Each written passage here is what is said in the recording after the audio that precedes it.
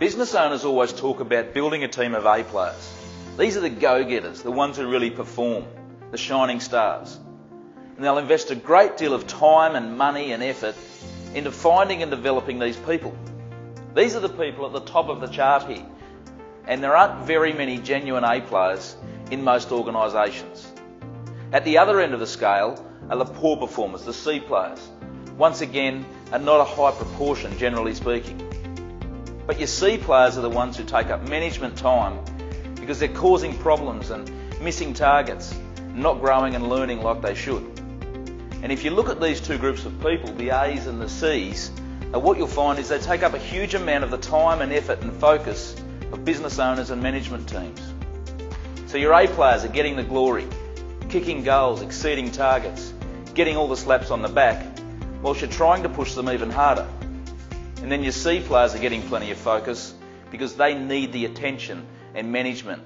So you're trying carrots and sticks and anything else you think might work to get them up to a decent level. The problem is, you've got a whole group of people here in the middle, the B players, that are just getting lost.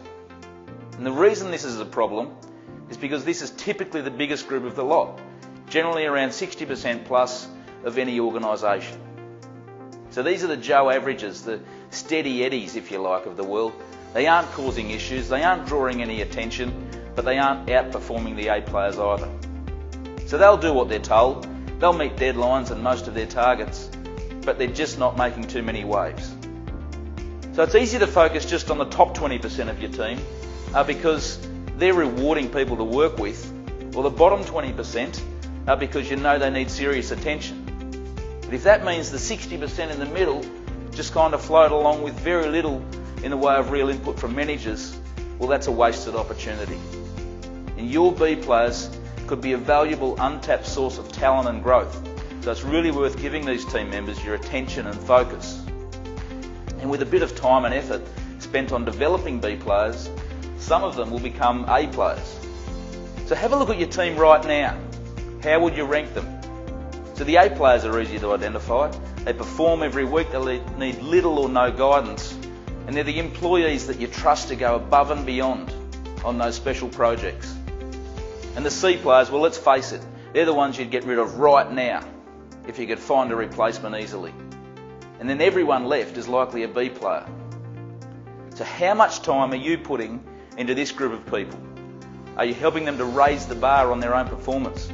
Giving them the necessary training and support, pairing them with a mentor, allowing them to make mistakes without fear of failure. And then do you actually have a development plan in place for them? So it'll take patience, it'll take some effort, more than likely it'll take some money, some cash to make a significant difference. But you need to identify where people sit, what their potential is, and what you can do as a business owner to help them realise that level of improvement.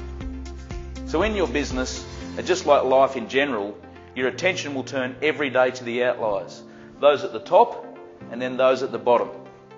So just make sure that those in the middle don't get forgotten, because they could very well be the difference between a good business and a great business.